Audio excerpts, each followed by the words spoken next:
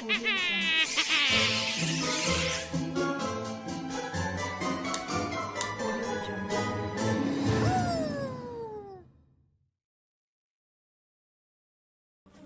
का समय है। एक छोटे से कस्बे में हरे भरे हाईवे के किनारे पर एक छोटा सा पुराना ढाबा यानी रेस्टोरेंट बना हुआ है जिसका नाम है राजू का ढाबा। राजू अपनी माँ और छोटू के साथ दबे पर काम करता है। वो रोज सुबह सुबह चूल्हा जलाता है और खाना पकाता है। उसकी माँ पास में बैठकर सब देखती रहती हैं। वो मन ही मन सोचती हैं कि ये ढाबा ही उनकी जिंदगी है। छोटू बोलता है, भैया आज आलू पराठा सबसे अच्छा बनाना है, ग्राहक खुश हो जाएंगे। सुबह के समय पहला ग्राहक एक ट्रक ड्राइवर आता है। राजू से मुस्कान के साथ गर्मा गर्म खाना परोसता है। उसका खाना स्वादिष्ट और साफ सुथरा होता है, चाहे उसका ढाबा बहुत साधारण सा हो। ड्राइवर खाना खाते हुए राजू को इशारों से बोलता है। वो उसको अंगूठा दिखाते हुए कहता है कि खाना बहुत ही स्वादिष्ट और लाजवाब है। सड़क की दूसरी तरफ कुछ दूरी पर सेठ धनराज का बड़ा चमकदार लेकिन बेस्वाद खाना बेचने वाला स्टार भोजनालय है।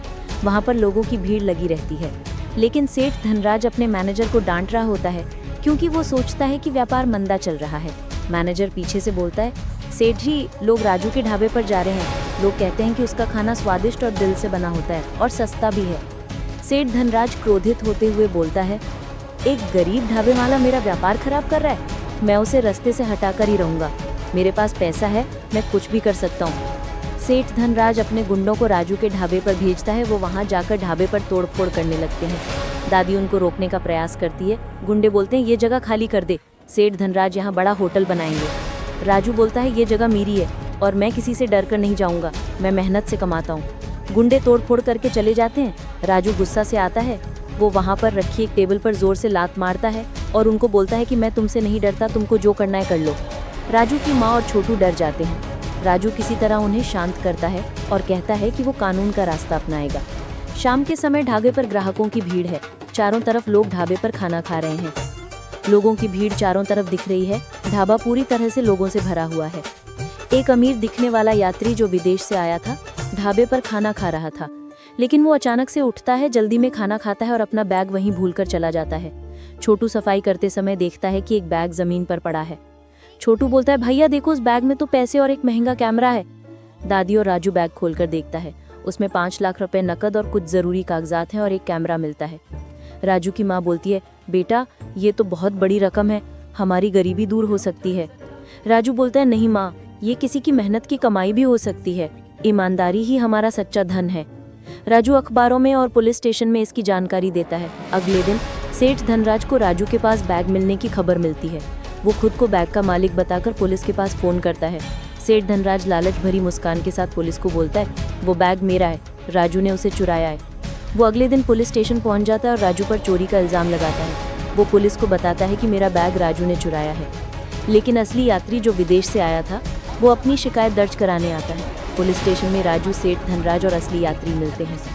पुलिस वाला बोलता है, बैग के बारे में कुछ खास निशानी बताओ। सेठ धनराज केवल पैसों के बारे में बताता है।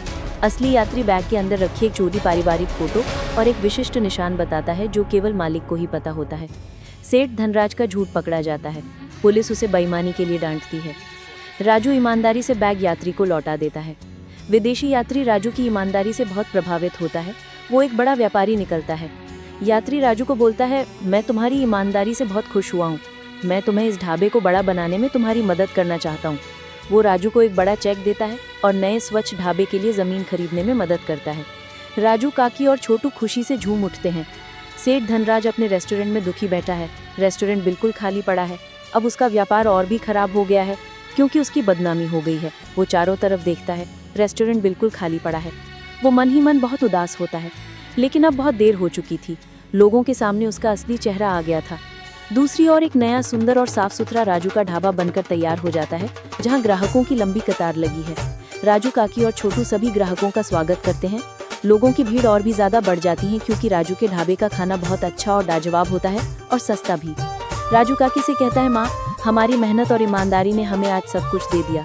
राजू, माँ और छोटू नए ढाबे के सामने गर्व से खड़े हैं। हमें इस कहानी से ये शिक्षा मिलती है, ईमानदारी और कड़ी मेहनत का फल हमेशा मीठा होता है। सच्ची दौलत पैसा नहीं, बल्कि हमारी ईमानदारी और अच्छे कर्म है। और अगर आपको ये कहानी अच्छी लगी हो तो एक लाइक ज़रूर करना और इस YouTube चैनल को भी सब्सक्राइब कर देना।